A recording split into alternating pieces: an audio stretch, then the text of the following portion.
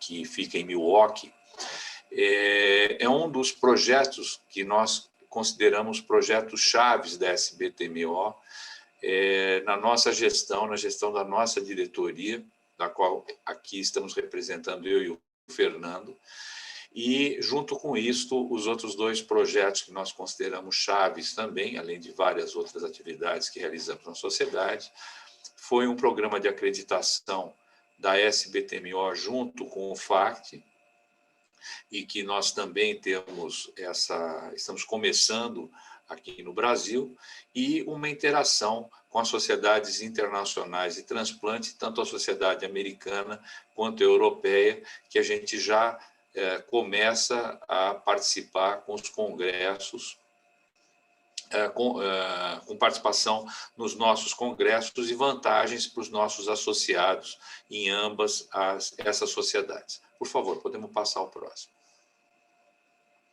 Bom, esse aqui é o modelo do registro que nós imaginamos e que desenvolvemos junto com o Dr. Marcelo Pasquini, conhecido de todos, a quem eu aproveito para já fazer um agradecimento público pelo seu empenho durante todo esse tempo para que a gente pudesse chegar no ponto em que nós chegamos.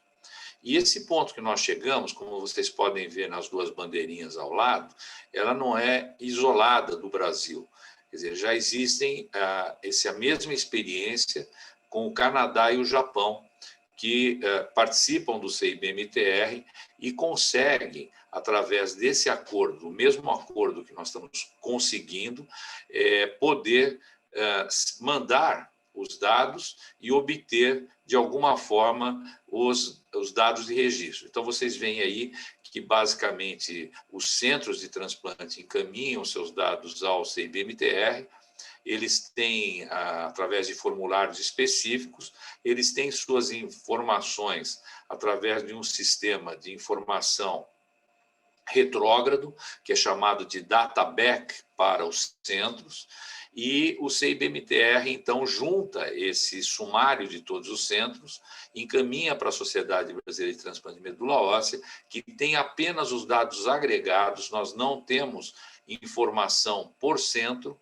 e estas informações são, então, partilhadas com o Sistema Nacional de Transplantes através de um acordo que já vem sendo posturado há algum tempo e que, recentemente, então, ganhou o referendo do Serviço Nacional de Transplantes.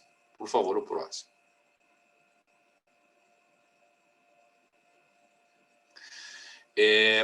Nós tivemos a necessidade de oficializar o envio dos dados ao CIBMTR através de um estudo, né? Então, havia necessidade da gente ter um estudo que fosse aprovado no Brasil através do sistema CEP e CONEP, para que, inclusive com a nova lei de proteção de dados, era extremamente importante que tudo estivesse dentro de um guarda-chuva muito bem feito. Pode passar. Então, o que nós acabamos fazendo foi aprovar esse estudo, que nada mais é um estudo da sociedade, mas foi inicialmente aprovado no CEP, na Comissão de Ética e Pesquisa do Einstein, em 24 de março, para poder facilitar a entrada. Nós incluímos, nesta ocasião, 13 centros, tivemos finalmente a aprovação da CONEP no dia 29 de abril de 2019, atualmente já dentro da CONEP nós já temos 33 centros participantes, já devidamente cadastrados, com o CEP aprovado, e nós agora recentemente repassamos todo o sistema de dados obtidos para que ele tivesse uma impessoalização. Ele passou a ser coordenado pelo nosso grupo chamado GEDECO, que é o grupo de pesquisa da Sociedade Brasileira de Transplante de Medula Óssea, coordenado pela doutora Mary Evelyn Flower e pelo doutor Afonso Vigorito. Podemos passar. Aqui vocês podem ver que a maioria dos centros que estão participando já nesta iniciativa. Então, muitos de vocês que estão assistindo vão reconhecer as suas instituições, e eu peço àqueles que não reconhecem as suas instituições que, por favor, juntem-se a nós para que a gente possa ter o maior número de centros possível, mas que não basta só, como eu vou mostrar para você, ter esses centros e o que eles representam em número de transplante. Precisa todo mundo arregaçar as mangas e começar a trabalhar. Próximo. Então, aqui a gente pode ver um dado que, para mim mesmo, foi surpreendente. Quer dizer, nós temos, hoje, 114 centros de transplante cadastrados no Sistema Nacional de Transplante. Obviamente, aqui tem centros alguns que fazem só transplante autólogo, alguns centros pequenos, com poucos casos, alguns centros que se cadastraram e nem transplante ainda realizam, ou realizaram 1, 2 transplantes. E o interessante é que desses 114, 59 desses centros, eles estão hoje cadastrados no nosso estudo. A diferença desses 59 para aqueles 33 que eu citei é que esses outros centros, que não são esses 33, ainda estão em processo de aprovação em CEP, regularização de cadastro e assim por diante. Mas vejam que interessante, se esses 59 centros eles fornecerem seus dados para o CIBMTR, nós vamos estar já cobrindo 85,4% dos transplantes realizados.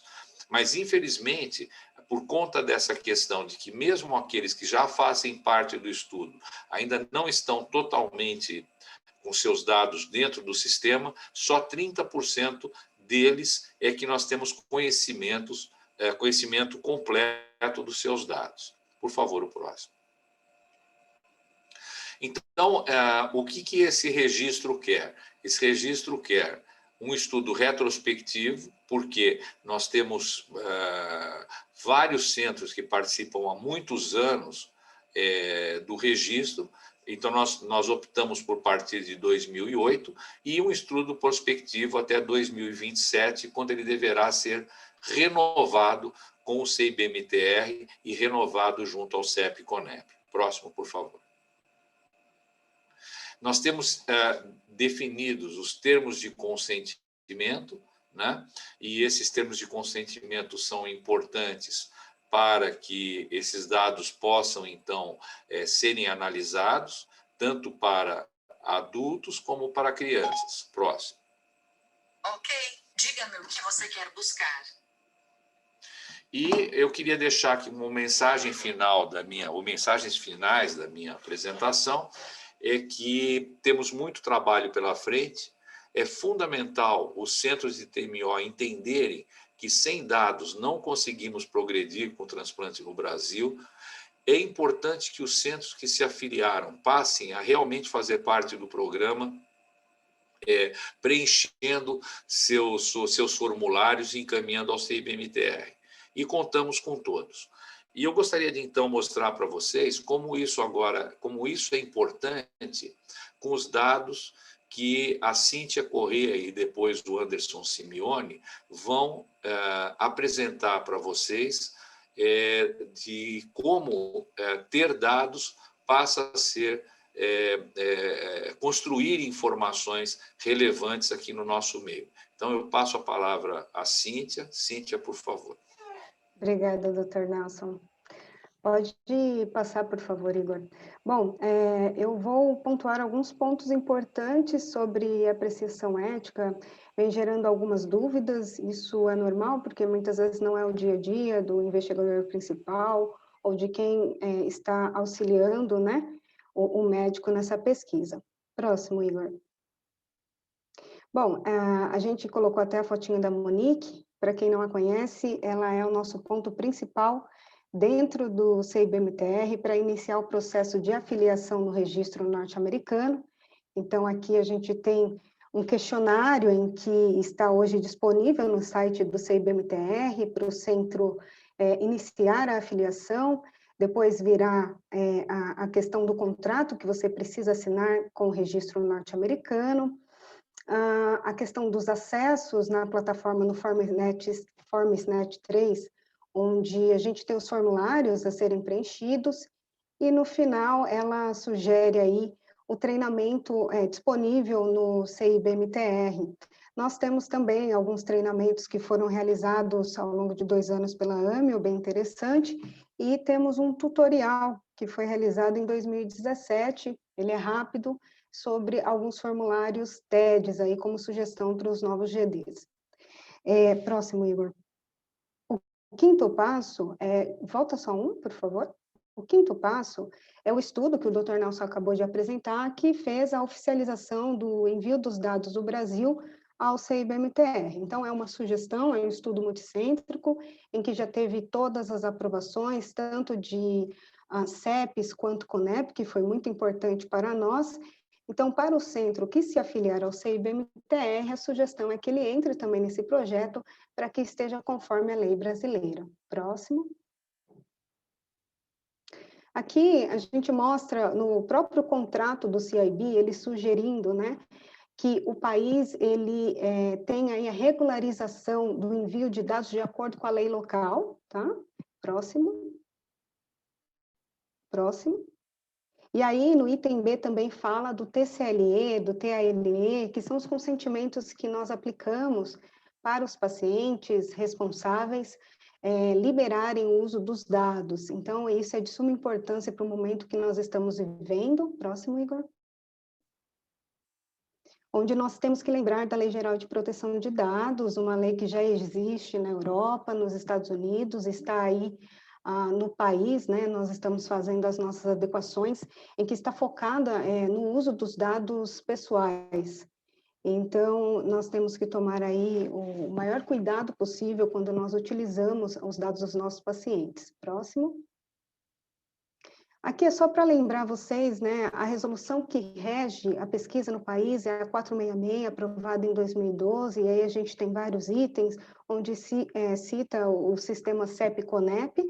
Próximo. E aqui fala aí sobre a CONEP, para quem não conhece muito bem, essa sigla chama Comissão Nacional de Ética em Pesquisa. Eu costumo fazer uma associação que a CONEP é a matriarca dos CEPs, tá? E ela acaba avaliando alguns tipos de projetos. Eu destaco aqui, até em vermelho, né, porque que o CIBMTR, esse estudo do CIBMTR teve que passar pela aprovação da CONEP. Eu vou explicar no próximo slide. Próximo. O que acontece, né? No CIBMTR existem 2 tipos de centros, né? O que a gente chama de TED, que são os básicos, mas são dados completos, e os CRFs, né? Que são centros de pesquisa.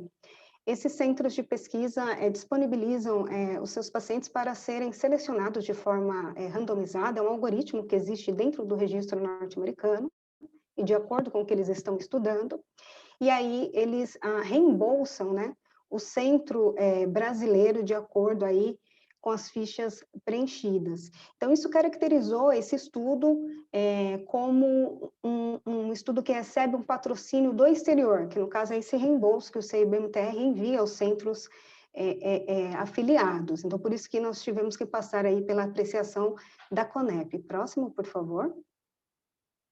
Só para ilustrar, isso está disponível no site do CIB, quanto eles pagam por ficha quando esse paciente é selecionado por pesquisa. Mais dúvidas, podem contactar aí o grupo dos GDs, a própria Monique, o CIB, né? Próximo. Aqui, a Comitê de Ética, né, que é o CEP, a gente lembra aí por que submeter, entrar nesse projeto, né? Quais são os tipos de trabalho que eles avaliam, então, revisão de dados de banco de dados, revisão de prontuários, que é o que a gente realmente faz para preencher a plataforma do CIB e a proposta aí do registro brasileiro. Próximo. E aqui eu pensei em algumas perguntas que elas são bem frequentes, e eu posso dizer que essas últimas 2 semanas nós trabalhamos bastante com a adesão aí de mais 33 centros ao protocolo, né? Nós estamos chegando a quase 60 centros entrando nesse estudo e compondo o registro do Brasil, né? Então, lembrando que se você é o investigador principal da sua instituição, você precisa ter um cadastro na plataforma Brasil para receber a documentação do projeto. Então, muitas vezes o investigador pergunta para mim, Cíntia, você pode mandar por e-mail? Na realidade, tem que passar pelas aprovações éticas, e aí você recebe no seu perfil da plataforma. Então, a Plataforma Brasil é onde existe a tramitação de documentação científica do país, tá? Então, é importante que você tenha aí esse cadastro. Próximo. E aí, existem outras perguntas. Cíntia, eu quero fazer parte, mas eu não tenho um comitê de ética em pesquisa local. Como eu devo proceder? A gente tem 2 soluções, tá? Primeiro, aqui está destacado de vermelho, né? Consultar comitê de ética. Você pode entrar aí na página da plataforma. Próximo, Igor. E aí vai aparecer esses campos a serem preenchidos. Você coloca qual é a sua região, estado, município. Próximo. Próximo. E ele vai dar uma lista aí de comitês, né, que podem estar próximo do seu centro. Próximo, Igor. Você selecionando, por exemplo, ali na lupa, ele dá alguns dados que você pode contactar aquele comitê de ética e solicitar aí a apreciação do seu estudo. Aquele CEP vai avaliar e vai aceitar ou não apreciar o estudo pelo seu centro, se você não tiver um comitê de ética local. Próximo. A outra solução é o seguinte, a gente pode incluir o investigador principal do estudo pela sua instituição, vinculado ao CNPJ da própria instituição, né, do hospital. E aí, quando chegar a emenda, né, essa apreciação para a CONEP vai aí direcionar qual é o CEP avaliador elegível para avaliar o seu estudo. Próximo. Outra pergunta frequente, né, e eu sempre tenho que orientar, doutor, não é só passar o CNPJ do seu comitê de ética em pesquisa para eu cadastrar na Plataforma Brasil e você receber a documentação. Você precisa vincular o seu perfil da Plataforma Brasil ao CNPJ do Comitê de Ética em Pesquisa, que vai avaliar o projeto por você. Então, de uma forma bem simples, eu mostro, você vai acessar a plataforma, vai alterar meus dados, aí você vai pegar o CNPJ, tanto seja ele o CEP local ou o CEP que está aí apreciando os projetos por você, vai pesquisar, quando você achar esse CNPJ de comitê de ética, vai adicioná-lo, próximo, e aí ele vai aparecer aí o CNPJ, e aí você conclui. Logo, o seu perfil da Plataforma Brasil estará vinculado ao CNPJ do Comitê de Ética em Pesquisa, que apreciará o projeto por você. Próximo. Aqui de forma bem rápida, né, é um fluxograma, então o que acontece, né? O que aconteceu com esse registro? A gente cadastrou esse projeto na Plataforma Brasil, o investigador principal que representa esse BTMO, o Dr. Nelson Hammerschlag, e aí passa pela Secretaria do Comitê de Ética, está de acordo, depois vai para a relatoria, emite um parecer positivo, chega no colegiado, que é o grupo de pessoas que avaliam o projeto, e aí emite um parecer consubstanciado, né? Um parecer positivo. Se houver alguma pendência, eles vão indicar, a gente arruma e volta de novo até eles aprovarem. Esse é o fluxo interno. Como é um estudo multicêntrico, acontece esse ciclo, e aí, pode ir para o próximo, Igor, por favor. E aí, o que acontece? Ele vai para a CONEP, né? Da CONEP, que é a Comissão Nacional de Pesquisa do país, existe uma segunda aprovação e depois replica para o perfil do investigador principal daquela instituição participante.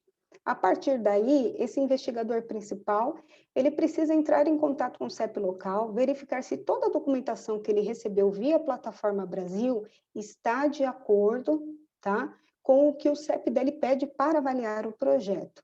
Fazendo essa adequação, ele, tudo via Plataforma Brasil, vai lá na 6ª página, dá um de acordo, envia toda a documentação para finalizar essa apreciação. Então, o que eu queria chamar a atenção é o seguinte: Cíntia, o CEP do Einstein aprovou, o meu centro já aprovou? Não. Então, passa pelo comitê do proponente, que representa a SBTMO, sobe para a Conep também aprova, replica toda a documentação para o perfil do investigador principal daquela instituição, ele vai fazer as adequações necessárias, às vezes o centro ele tem até um comitê interno, antes de chegar para o comitê de ética em pesquisa local, ele tem uma apreciação local. Então, por exemplo, posso dar o exemplo da minha instituição, que tem um sistema chamado SGPP. Então, antes a gente registra no SGPP, tem a aprovação, e aí sim vai para a plataforma, para o comitê de ética, né? Da minha instituição. Então, cada instituição, às vezes, tem aí um controle interno, importante você conhecer o processo da sua instituição. Depois que passou pelo CEP proponente, pela Conep, você enviou para o seu CEP local, e seu CEP local deu o ok, aí sim, aí você está dentro do estudo, com a apreciação aí correta. Próximo. O Dr. Nelson já mostrou essa timeline, então foram os eventos que foram acontecendo ao longo do tempo. Próximo. Como é que eu faço, né? Cíntia, olha só, eu quero entender melhor. Você vai mandar um e-mail, né, para o Registro Brasileiro, e aí nós vamos passar as informações, existe aí uma fichinha para você preencher, já com os dados que a gente precisa para incluir o seu centro na Plataforma Brasil. Próximo. Aqui só para lembrar para vocês, eu preenchi a minha ficha, já estou no estudo? Não, existe aí um cronograma de apreciação de projetos dentro do CEP proponente. Então, só para vocês saberem, eu vou seguindo aí essa agenda deles, que é quando o colegiado se reúne para apreciar tanto os projetos quanto as emendas. Para finalizar, para quem não sabe o que é emenda, é todo o conteúdo, tudo aquilo que você quer mudar num projeto já aprovado. Então, quando eu incluo um centro, eu preciso escrever uma carta, além de colocar aí esses centros na Plataforma Brasil, uma carta para o CEP local, né, para o CEP proponente, ele vai aprovar e aí acontece todo esse fluxo, CONEP e CEP do investigador aí principal do centro participante. Próximo.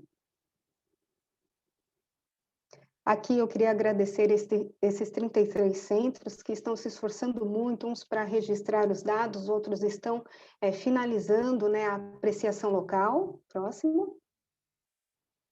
E aí eu chamo o meu querido e colega Anderson Simeone, que fez aí o primeiro Summary Slides brasileiro, com o esforço de 24 centros que estão já no estudo e no registro. Obrigada.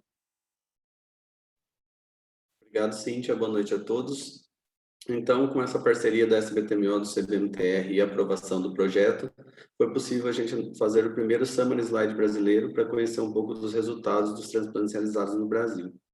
Pode passar, por favor, Igor.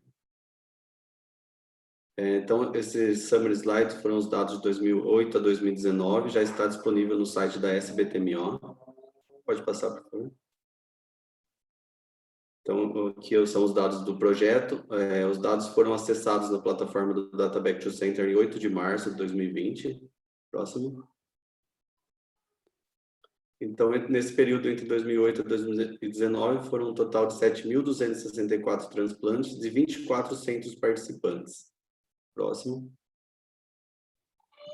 E aqui a localização dos centros participantes, a maioria aqui do estado de São Paulo, seguido do Rio de Janeiro e Espírito Santo. Próximo. Essa é a lista dos centros que já enviaram dados, que entraram nesse primeiro Summary Slide, com os dados que já estão no registro. Pode passar. E aqui o número de centros de transplantes ativos no CPMTR por ano, onde a gente observa que a partir de 2016 nós tivemos um aumento no número de centros ativos, pulando de 11 em 2016 para 23 em 2019. Próximo. O que acarretou no aumento no número de transplantes. Quando nós analisamos os números de transplantes registrados por ano, nós também observamos um aumento a partir daqui de 2016, chegando a 1.073 transplantes registrados em 2019. Pode passar. Analisando o tipo de transplante entre autólogo e halogênico, a maioria dos transplantes registrados são halogênicos, mas a gente observa bastante um aumento nos autólogos também, agora, nos 3 últimos anos. Próximo. Com relação ao tipo de doador nos transplantes halogênicos, a gente observa que o principal transplante realizado no país é o aparentado compatível, seguido do não aparentado com medula ou sangue periférico, e aqui nós observamos um aumento no transplante aparentado com mismatch a partir de 2012, chegou aqui a embolar aqui com o transplante não aparentado de medula e sangue periférico como segunda modalidade mais transplantada nesse período, e uma diminuição nos transplantes com sangue de cordão umbilical não aparentado. Pode passar. Separando por idade, de 0 a 9 anos, 10 a 19 anos, nós temos um número de transplantes maiores comparados às outras faixas de idade aqui. Próximo. Quando nós analisamos as fontes de células utilizadas por ano no transplante halogênico para a população pediátrica abaixo de 18 anos, no transplante aparentado compatível, a principal fonte utilizada foi a medula óssea, aqui em azul. Nos transplantes com doadores não aparentados também, a principal fonte utilizada nas crianças foi a medula óssea. Próximo.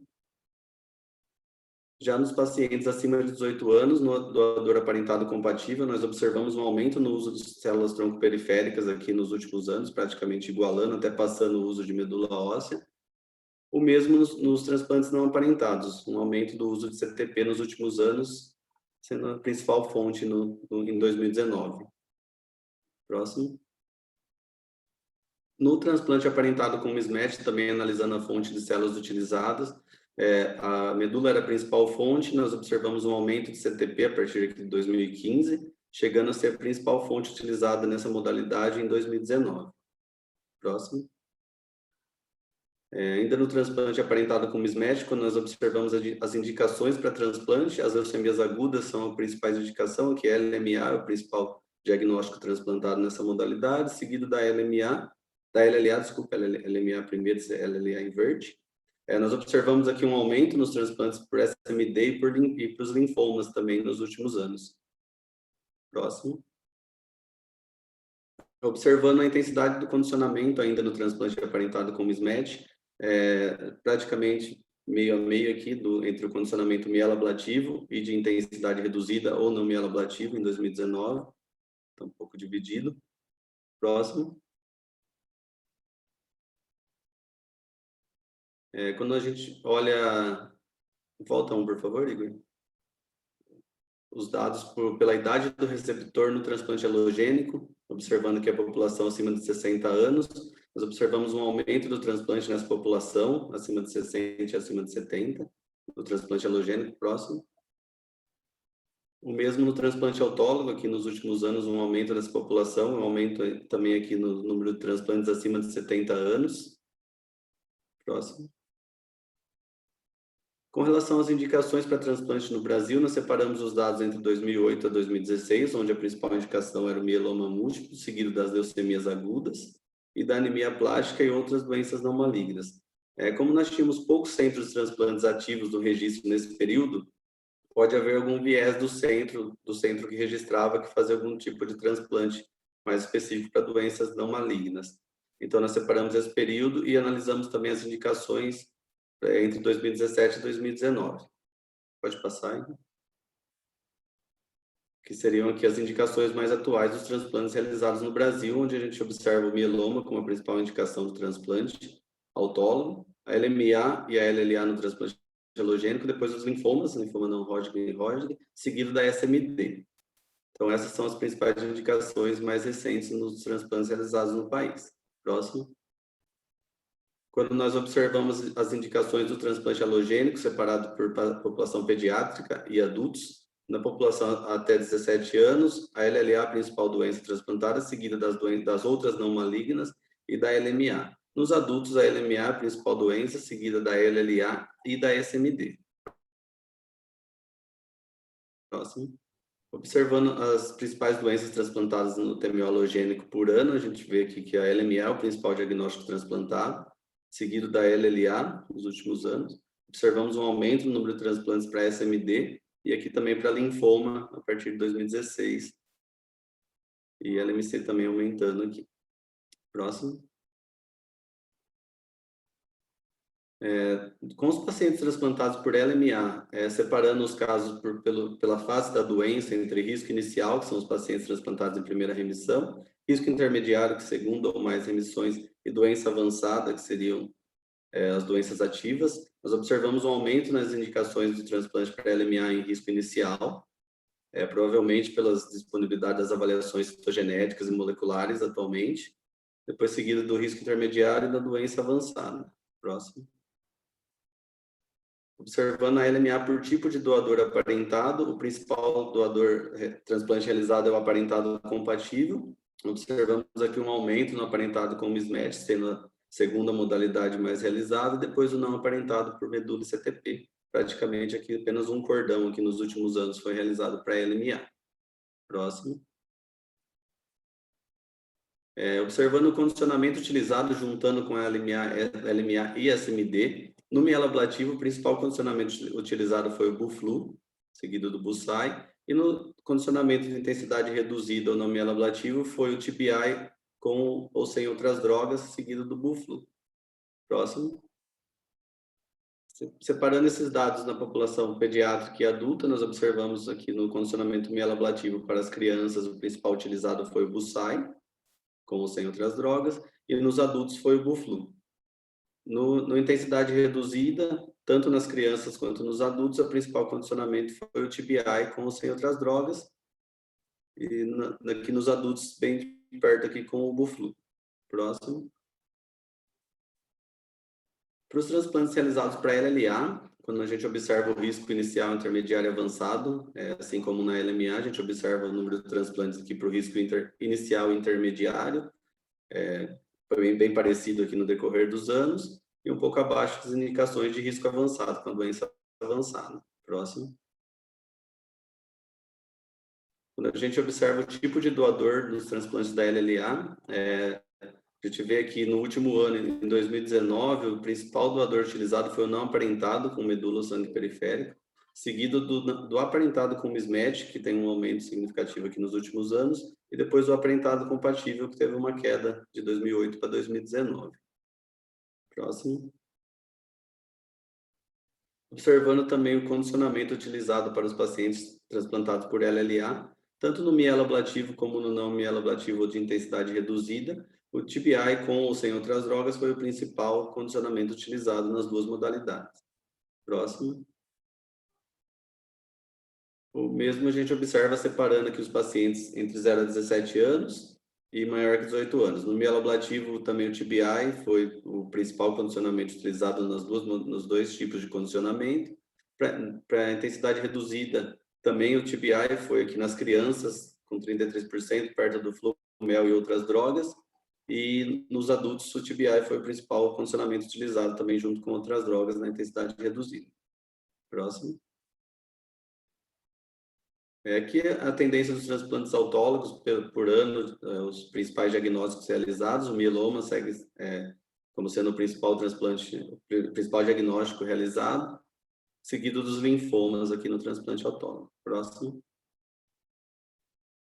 Quando nós analisamos as causas de óbito, separadas por modalidade e por período, nós separamos os óbitos de 0 a 100 dias, seriam os óbitos mais precoces, e óbitos de 100 dias a 3 anos seriam um óbito mais tardio. Analisando as causas do transplante autólogo, a infecção foi a principal causa de óbito, com 60% aqui na mortalidade precoce, e a recorrência da doença primária com 76% na mortalidade acima de 100 dias. Próximo. O mesmo nós observamos no transplante aparentado compatível, a infecção, que com 38% foi a principal causa de óbito precoce, de 0 a 100 dias, e a recorrência da doença primária foi a principal causa de óbito acima de 100 dias até 3 anos. Próximo. Assim como nas outras, o transplante halogênico não aparentado, a infecção foi a principal causa de óbito, com 40% dos óbitos de 0 a 100 dias, e a recorrência da doença primária é a principal causa de óbito acima de 100 dias até 3 anos pós-transplante. Próximo. No transplante aparentado com mismatch, também seguimos a mesma tendência, a infecção sendo a principal causa de óbito, óbito precoce pós-transplante, e a recorrência da doença primária como a principal causa de óbito acima de 100 dias, com 48%. Próximo. Para análise de sobrevida, nós pegamos a base, fizemos alguns filtros com os pacientes, separando apenas o primeiro transplante, onde chegamos autólogo de 23 meses. Próximo. E assim fizemos as análises sobrevidas por diagnóstico. Nos transplantes para LMA, quando nós observamos a sobrevida por tipo de doador, separando por população entre 0 a 17 anos e acima de 18 anos. Quando a gente olha a população pediátrica por tipo de doador, entre o aparentado compatível, não aparentado e aparentado mismatch, não observamos uma diferença na sobrevida em 2 anos nessa população. Já nos adultos, quando a gente observa essas 3 modalidades, o aparentado compatível teve uma sobrevida um pouco superior, seguida do não aparentado, e o aparentado com mismatch uma sobrevida um pouquinho inferior às outras modalidades. Próximo. Ainda na LMA, quando a gente observa a sobrevida do transplante halogênico aparentado, separando pela fase da doença, pelo risco, separando o risco inicial, intermediário e avançado. Nas crianças, a gente não observa uma grande diferença aqui entre o risco intermediário e o risco inicial. E já o risco avançado tem uma sobrevida um pouco inferior às outras 2 modalidades aqui nos pacientes pediátricos. Nos transplantes para pacientes adultos acima de 18 anos, os pacientes transplantados com risco inicial têm uma sobrevida superior, seguida dos transplantes por risco intermediário, e os pacientes em fase avançada com uma sobrevida um pouco inferior às outras fases da doença. Próximo. Observando o mesmo dado para os transplantes não aparentados, quando a gente olha os dados das crianças, o risco inicial, o risco intermediário, também tem uma sobrevida bem próxima aqui em 2 anos, não tem diferença, e os transplantados com a fase avançada têm uma sobrevida um pouco inferior. Na população acima de 18 anos, o risco inicial tem uma sobrevida superior, comparado às outras, seguido do risco intermediário, e os transplantes em fase avançada têm uma sobrevida inferior aqui em 2 anos nessa população. Próximo. Agora os dados da LLA, também separando por tipo de doador. No transplante para pacientes de 0 a 17 anos, quando nós observamos a comparação aqui entre o aparentado e o não aparentado, tem uma sobrevida similar em 2 anos. E o transplante aparentado com mismatch tem uma sobrevida aqui um pouquinho inferior às outras 2 modalidades. Olhando para os pacientes acima de 18 anos, o transplante para aparentado com doador aparentado compatível tem uma sobrevida superior, seguido aqui do aparentado com mismatch e não aparentado aqui praticamente iguais aqui na sobrevida em 2 anos. Próximo. Também fazendo a avaliação da LLA do transplante halogênico aparentado compatível por risco da doença. Nos pacientes abaixo de 18 anos, nós não observamos uma diferença entre o risco inicial e o risco avançado aqui nessa população, e uma sobrevida um pouco inferior para os pacientes transplantados com risco intermediário. Para os pacientes acima de 18 anos, nós temos uma sobrevida superior para os transplantes em risco inicial, seguido dos transplantes para o risco intermediário, e uma sobrevida inferior para aqueles transplantados com risco avançado. Próximo. Já no transplante não aparentado, na população abaixo de 18 anos, nós observamos uma sobrevida superior para aqueles transplantados em risco inicial, seguida dos pacientes transplantados por risco intermediário, e uma sobrevida inferior para os transplantes em fase avançada. O mesmo foi encontrado nos pacientes acima de 18 anos, um resultado superior para transplante em risco inicial, seguido dos transplantes em risco intermediário, e um pouco inferior aqui para aqueles transplantados com risco avançado. Próximo. Pacientes transplantados por SMD, comparando aqui no transplante aparentado compatível, também definindo por risco inicial e risco avançado. Quando a gente observa aqui os transplantes por risco inicial, tem uma sobrevida um pouquinho superior aos transplantes com risco avançado, na SMD também no transplante aparentado compatível. E no não aparentado, nós observamos uma sobrevida praticamente idêntica aqui em 2 anos, tanto no risco inicial quanto no risco avançado, sem diferença entre esses dois, essa classificação de risco para esses pacientes. Próximo. Os dados para pacientes transplantados por LMC, também separando aqui por transplante aparentado compatível e não aparentado, observamos uma sobrevida um pouquinho superior nos transplantes com doadores aparentados compatíveis, um pouquinho abaixo aqui para os transplantes com doadores não aparentados. Próximo. Os pacientes transplantados por mielofibrose, uma sobrevida global aqui de 58 pacientes, 59% em 2 anos. Próximo. Já os pacientes transplantados por anemia plástica, quando nós observamos a população de 0 a 17 anos, nós comparando a sobrevida entre aparentado compatível e não aparentado, o resultado foi praticamente igual aqui entre as duas modalidades, a sobrevida global em 2 anos. Olhando os pacientes acima de 18 anos, nós observamos uma diferença aqui na sobrevida um pouquinho superior para o transplante com doador aparentado compatível, quando comparado com os doadores não aparentados. Próximo. No transplante autólogo, a sobrevida para os transplantes por linfoma foram separados como quimiosensíveis e quimioresistentes, com a classificação pela resposta ao tratamento prévio.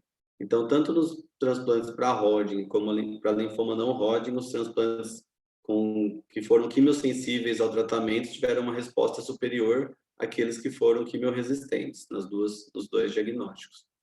Próximo.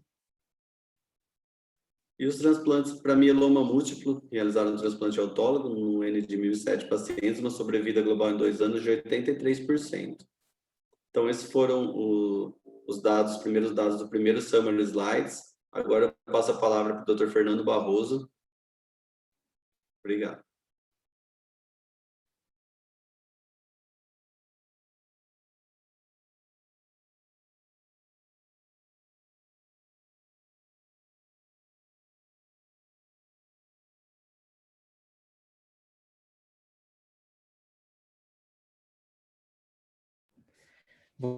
Doutor Fernando, provavelmente o senhor está com o seu microfone desligado, doutor.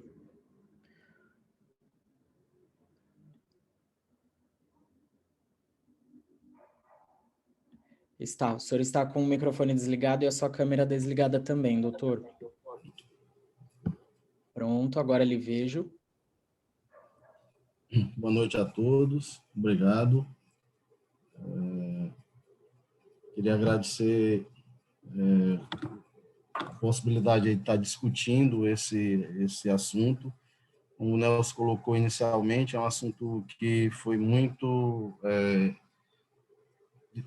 valorizado ao longo dessa diretoria, desses últimos 4 anos, em que nós, a bem da verdade, trouxemos isso de diretorias anteriores, e era uma discussão antiga, é um desejo muito antigo de todos nós, né, dos antecessores, inclusive, e uma das razões pelas quais nós tentamos encontrar um caminho que efetivamente permitisse que nós tivéssemos acesso aos dados do Brasil e entendesse efetivamente o que acontece com o transplante no nosso país. Nós temos aí 40 anos de transplante, 25 anos de SBT-MO, e esses dados, de alguma maneira, eles servem para trazer uma maior maturidade nas decisões que nós possamos tomar daqui para frente.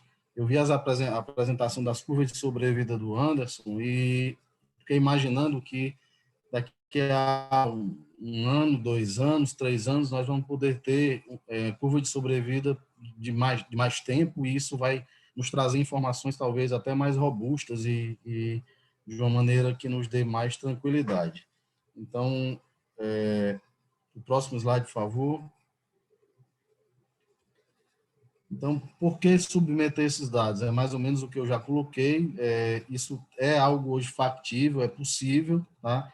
Esses dados são dados confiáveis, é importante que nós possamos comparar com os dados internacionais. Esse é um esforço conjunto, então a gente precisa muito agradecer ao CIBMTR e na pessoa do Marcelo Pasquini, que tem nos apoiado bastante nesse processo, tá? Isso é algo... Houve a necessidade, isso já foi explicado pelo Nelson, mas eu vou reforçar, houve a necessidade de nós criarmos um estudo clínico. Esse estudo, a bem da verdade, ele é da Sociedade Brasileira de Transplante de Medula Óssea. Ele é um estudo que não tem alguém que coordene no ponto de vista de um principal investigador. Esse estudo é da nossa sociedade, ele deve continuar dessa forma, então isso é muito importante, ficar muito claro para todo mundo, tá? E o mecanismo do Data Back to Center é um mecanismo extremamente prático, que, inclusive, no meu serviço especificamente, no hospital universitário, A obtenção desses dados isoladamente, ela tem sido muito útil para nós discutirmos os nossos encaminhamentos. Os dados depositados podem ser fonte de estudos para pesquisadores brasileiros através dos projetos submetidos ao GEDEC. Qual é a nossa proposta? Nossa proposta é que o indivíduo que seja sócio da Sociedade Brasileira de Transplante de Medula Óssea e que queira utilizar esses slides, ele possa fazê-lo submetendo essa solicitação ao GEDEC. Nós achamos, ao longo dessa diretoria, que a ascendência do GEDEC nesse processo era algo muito salutar e que deveria continuar, a despeito do nome e de todo o envolvimento com a doença do enxerto que a Mary e o Afonso têm. Esse processo deve ser coordenado por eles, com toda a isenção e com toda a forma de que esses projetos científicos possam ter essa chancela e possam ter essa avaliação. Então, todos são muito bem-vindos e é uma sociedade produtiva, científica,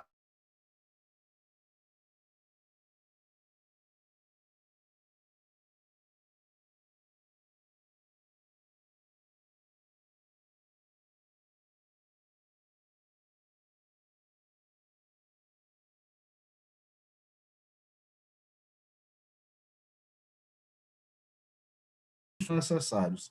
Algo muito importante que foi feito nesses últimos anos foi a questão do aumento da idade dos transplantes. Então, já se vê um aumento do número de transplantes de mielodisplasia.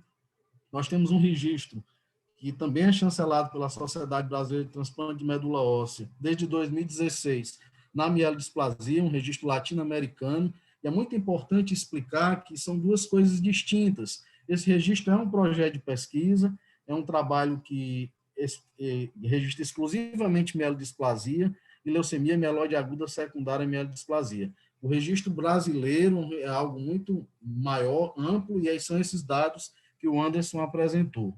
A participação nos estudos do CIBMTR e a análise da complexidade, sendo possível a comparação dos resultados com os centros norte-americanos.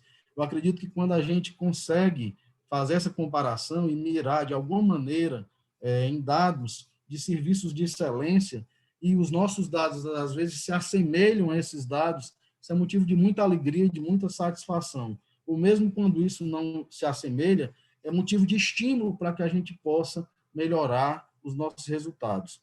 E algo muito importante que nós obtivemos que foi o reconhecimento do Sistema Nacional de Transplantes aos centros ativos no registro brasileiro. Ou seja, hoje esse registro tem uma interlocução direta com o Sistema Nacional de Transplantes e nós pretendemos, a cada 6 meses, tal qual a ABTO faz, liberar esses dados publicados na nossa revista da Sociedade Brasileira de Transplante de Medula Óssea. Então, esses dados vão ser, de alguma maneira, tornados públicos e os dados gerais, obviamente, e é muito importante que a gente possa ter essas informações e criar, de alguma maneira, prospectar decisões futuras.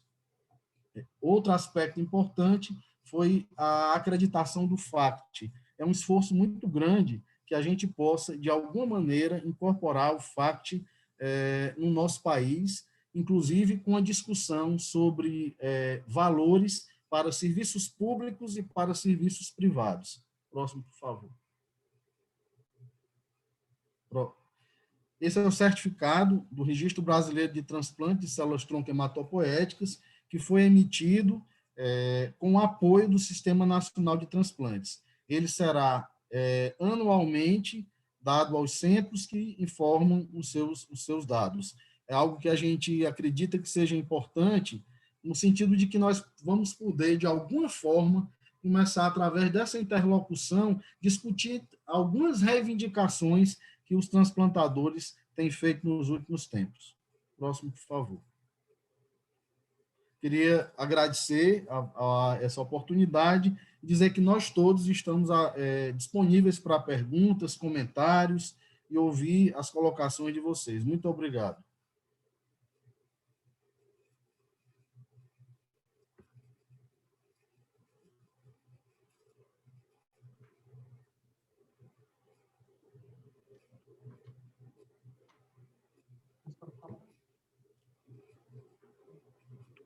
Temos uma pergunta aqui que chegou para o Anderson. Qual foi o tempo estimado que ele levou para desenvolver o summary do tempo de extração de dados até a finalização do trabalho?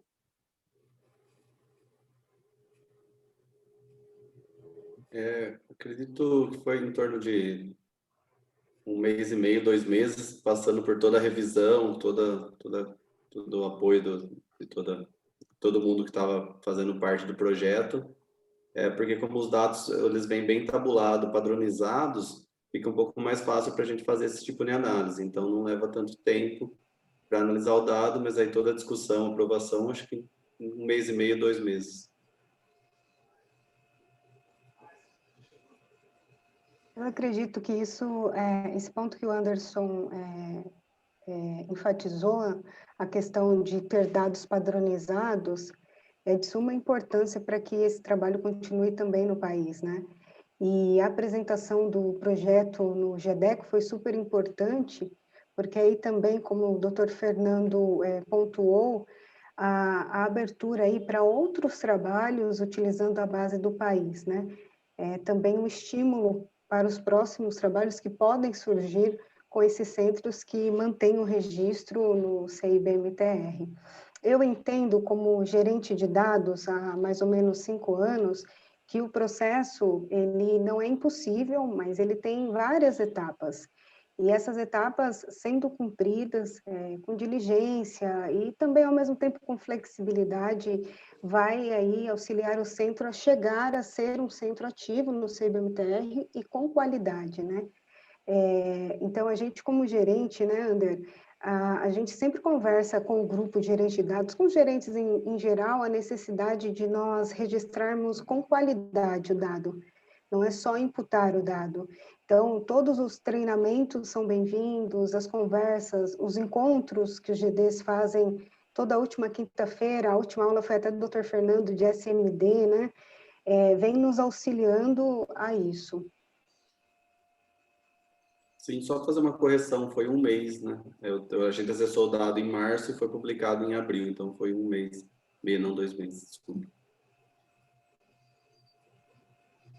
E a questão da padronização, pelo menos a Elis deve estar online, a Elis já coordenou alguns estudos e ela contou para mim que existia aí, por exemplo, a junção de Excel e ela tinha que arrumar todos os todo o Excel e padronizar. E o fato de você usar aí uma única base, né, um único formulário para coletar várias variáveis facilita bastante, né, André, para você que é o analista aí do Sim, projeto, por exemplo. sim, como o dado ele já passa por toda a qualidade do site do CBMTR, todo o padrão para a entrada do dado, quando ele volta totalmente padronizado. Então, todo mundo inseriu da mesma maneira, as mesmas variáveis, isso facilita muito na hora da análise dos resultados. Recebemos mais uma pergunta aqui pelo direct. Para a inserção de dados, é fundamental que se tenha profissional para o reporte, algo que não é factível em todos os centros. Existe alguma proposta de tornar essa função obrigatória nos centros transplantadores? Eu posso tentar responder, né? Bom, em primeiro lugar, eu acho que faz parte de uma equipe em cada centro de transplante de ter um gerenciador de dados, né? Então, eu acredito que isso é quase uma obrigação de cada centro de colocar isso no seu orçamento. Isso a gente vê em vários centros privados, mas também em vários centros públicos. Eu gostaria de dar o exemplo aqui do primeiro centro de transplante público, que foi do Hospital de Clínicas de Curitiba, da Universidade Federal do Paraná, que é um serviço SUS e que foi o primeiro centro a reportar ou registrar, como se fala melhor em português, dados no CIBMTR. Então, isso mostra que cada centro, mesmo do SUS, poderia, através de colocar no seu budget o custo de uma gerenciadora de dados. não existe especificamente um pagamento para isso.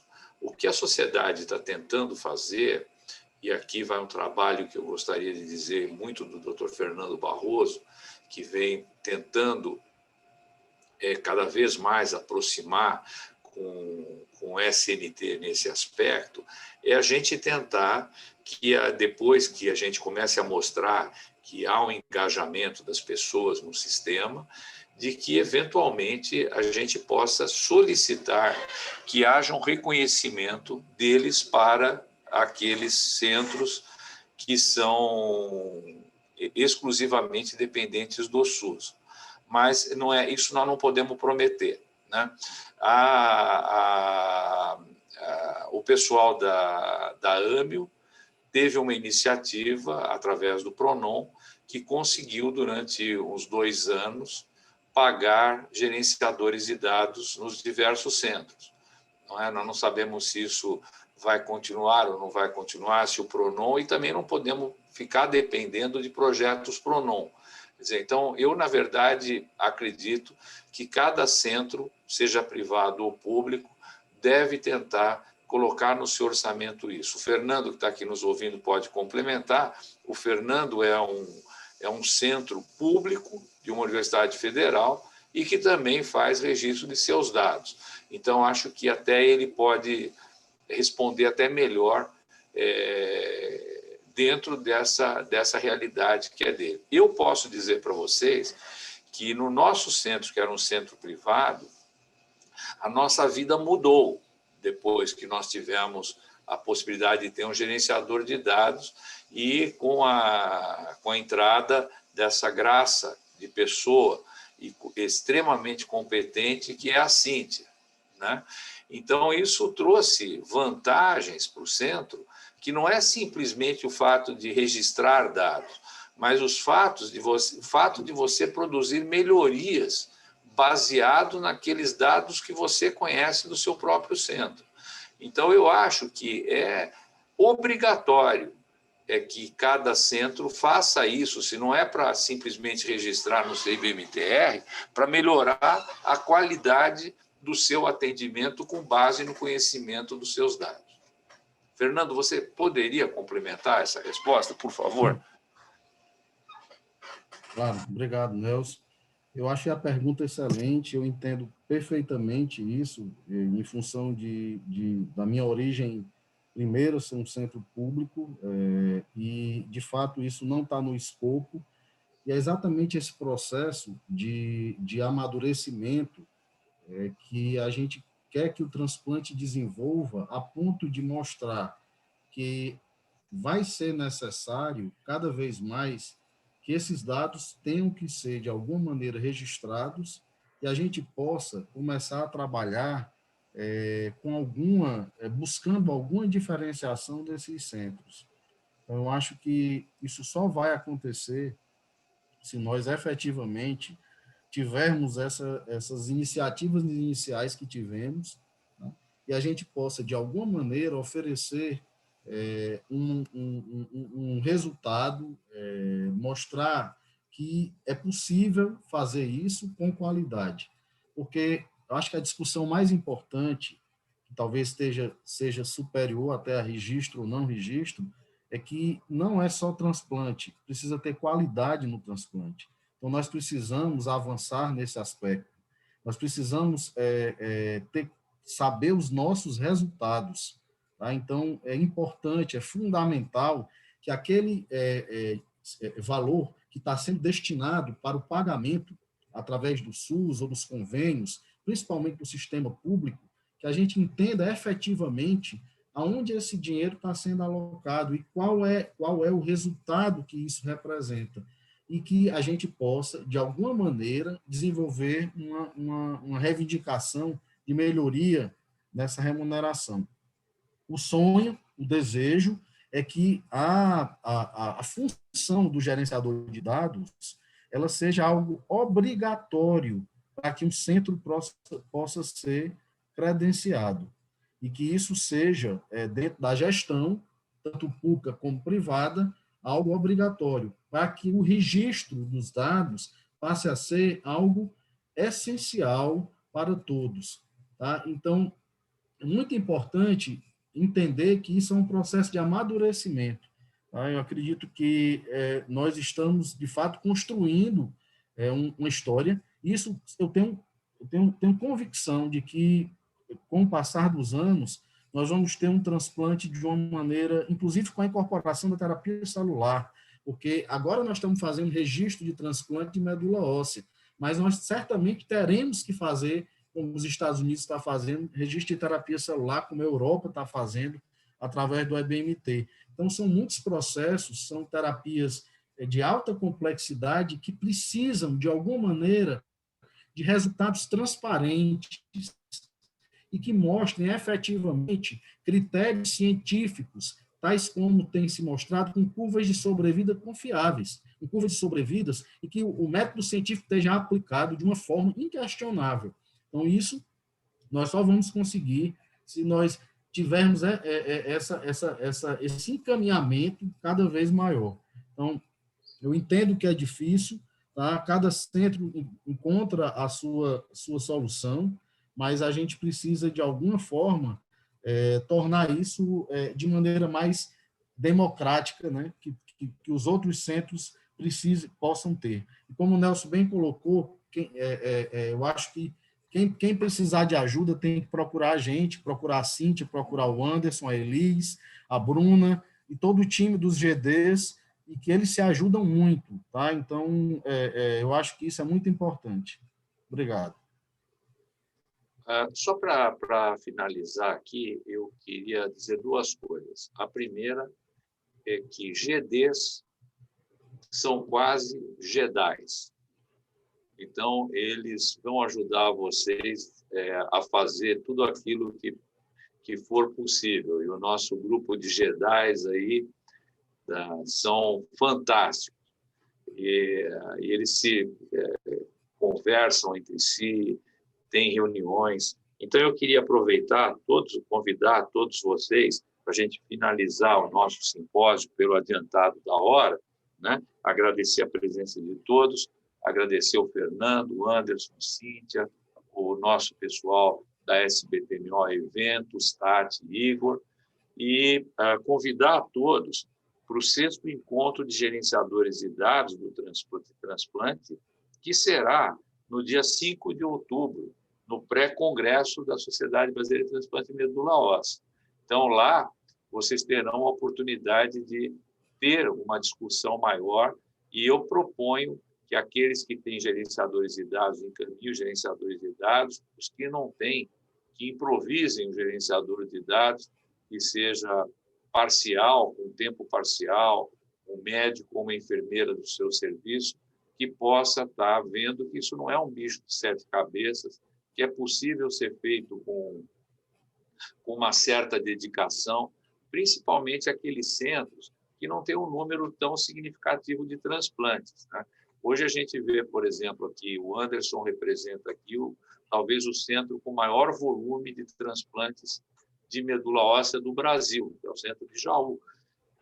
E o Anderson está aí, ele que faz isso sozinho, etc. e tal, e ainda tem tempo de ajudar a sociedade, os outros colegas, fazer tudo isso, a apresentação que vocês viram e outras coisas. Então, a gente vê que é possível, né, com boa vontade, com determinação, que todo mundo possa se juntar a gente nessa luta e que a gente possa ter orgulho de olhar para os centros brasileiros e para os nossos dados no Brasil. Então, é assim que eu queria encerrar e agradecer a todos por estarem aqui com a gente. Muito obrigado. Obrigado a todos, e parabéns aí pelo trabalho em todos os GDs. Muito obrigado, Nelson, uma boa noite para todo mundo, bom fim de semana. Um abraço, boa noite, obrigado. Valeu. Tchau, amiguinhos. Tchau, Tchau, gente. Boa noite, obrigada. Obrigada a todos. Tchau, tchau. A aula ficará gravada e disponível no YouTube da SBTMO, pessoal. Muito obrigada.